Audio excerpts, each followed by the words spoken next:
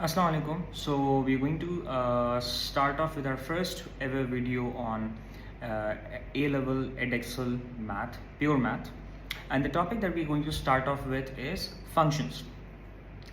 Now think of functions as a mathematical tool. It's a very nice mathematical tool which allows us to define an equation first, and then we can easily use that equation throughout our methodology or solution or any particular thing, any particular task that we are designing. Function is nothing but a mathematical equation where we have an input, and when we input that particular number or that particular variable or that particular expression into the function, it gives us an output. So on our screen right now we have this function f of x is equal to 2x minus 3 upon x minus 1. This is an alternate way to write this function. Now another way that you might be familiar with from GCSE is f of x, f bracket x is equal to 2x minus 3 upon x minus 1. This is the usual way in which we define a function. Now it further states that x belongs to R. R is the set of real numbers.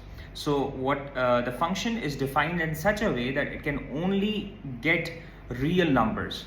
It does not work as right now it is not designed to work on imaginary numbers. Imaginary inputs are not defined. Furthermore, it says x is not equal to 1. Now if you pay close attention to the denominator is x minus 1. If we input 1 into the denominator, we get 1 minus 1, which is 0.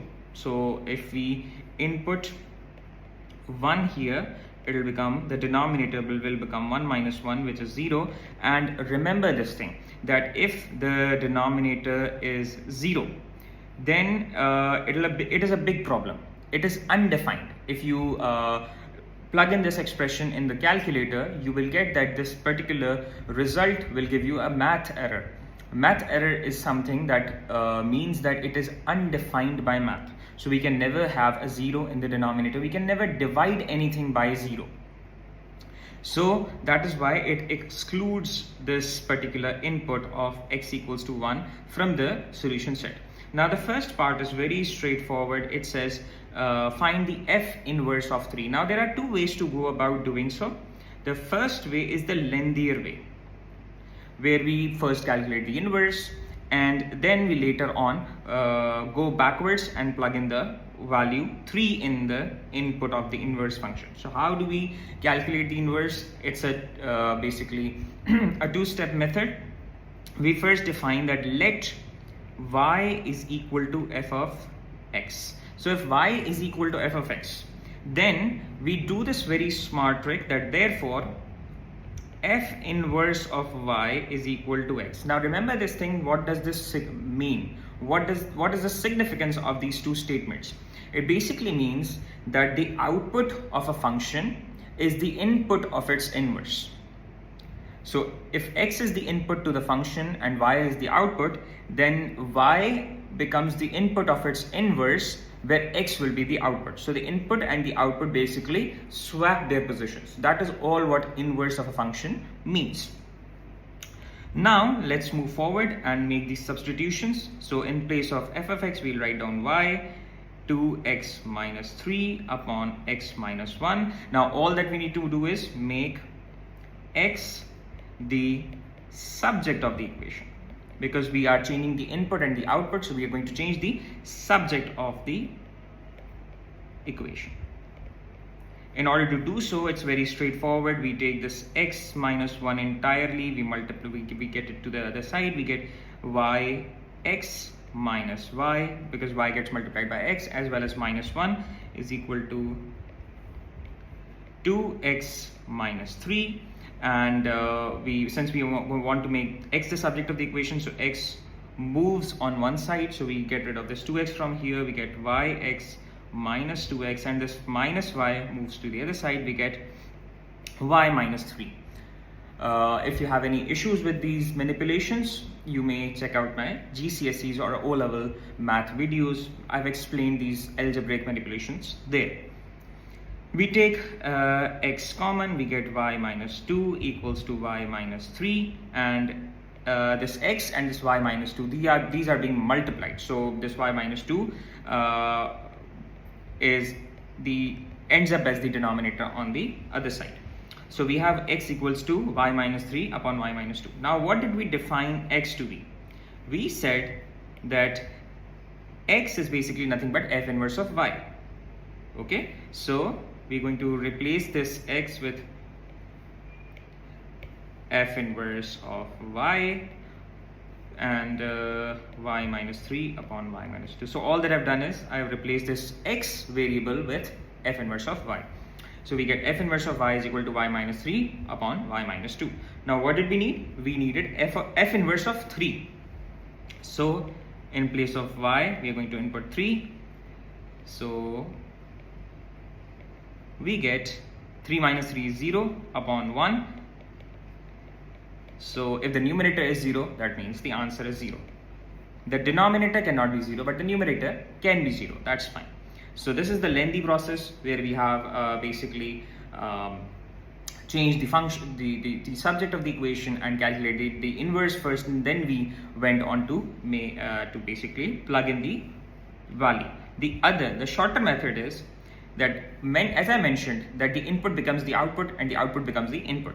So if we want to calculate f inverse of 3, all that we need to do is this 3 here is the input of the inverse function. So in place of this input, we are going to set it to the output, and we get 3 is equal to 2x minus 3 upon x minus 1. So remember that since this 3 was the input of the inverse function, so I've set it as the output of the original function. So the input becomes the output of the original function. And now we just solve it out. So we get this x minus 1 gets multiplied by 3x minus 3 is equal to 2x minus 3. This 2x moves to the other side. We get 3x minus 2x, and this 3 moves to the other side. We get 3 minus 3. This cancels out, and we are left with x is equal to 0. Exactly how we basically ended up here. Now we can replace this x by f inverse of x, because this x was basically the input, which is basically the output of this inverse function. So inverse is nothing but the input and output swapped, nothing else. Let's move on to the next part. This was the simpler one. This is something that we have already covered in our GCSEs. Now the next part is that show that f of x is equal to x plus p upon x minus 2, where x belongs to the set of real numbers and x is not equal to 2. Why? Because the denominator is 2, where p is an integer to be found. So we need to find the composite function now. Again, a very straightforward thing. We know that f of x is equal to 2x minus 3 upon x minus 1. This is our function. Now all that we need to do is we need to plug this back into the same function. f of x can be rewritten as this. Basically it means that wherever we have x in this function, we are plugging in this x, the entire function back. It's basically, think of it this way, that I have a function, I am inputting the output of it itself into it once. So this is what we are going to do. We are going to plug in this entire function 2x minus 3 upon x minus 1. Wherever we have x, we are doing that. 2x minus 3 upon x minus 1. So wherever we had x, we are plugging in this entire function back in place of the x, and we need to just solve it out. That's it. So this 2 gets multiplied by the the numerator. We get 4x minus 6 upon x minus 1 minus 3. The denominator gets solved separately. 2x minus 3 upon x minus 1 minus 1. Now we need to merge them up. So if there is nothing over here, it means the denominators are 1. Now the simple trick is that we multiply the denominators and we cross multiply the denominator and the numerator to get to the solution. This is what I mean. So these two denominators get multiplied. This denominator and this numerator get multiplied. So minus 3 into x is minus 3, minus 3 into minus 1 is plus 3. Make sure that you are preserving the signs, preserving the multiplications. And this 1 gets multiplied by this, so anything multiplied by 1 is itself. So we have solved the numerator. Now the denominator, again, these two denominators get multiplied, we get x minus 1, and 1 into this is the same thing, 2x minus 3, and x minus 1 into minus 1 is minus x, minus 1 into minus 1 is plus 1. We first take care of this top numerator. We get 4x minus 3x is basically x, and minus 6 plus 3 is minus 3 upon x minus 1. Then we take care of the the denominator, sorry. So 2x minus x is x, and minus 3 plus 1 is minus 2 upon x minus 1. Now if you look at these two fractions, so we have something very interesting, that these two fractions are being divided with each other. So the numerators are being divided and the denominators are being divided respectively. So this denominator gets cancelled out, and we are left with this x minus 3 upon x minus 2, and this is what we were supposed to show, x plus p upon x minus 2. So what is our p in this case? The value of p is minus 3, and that wraps up our entire question.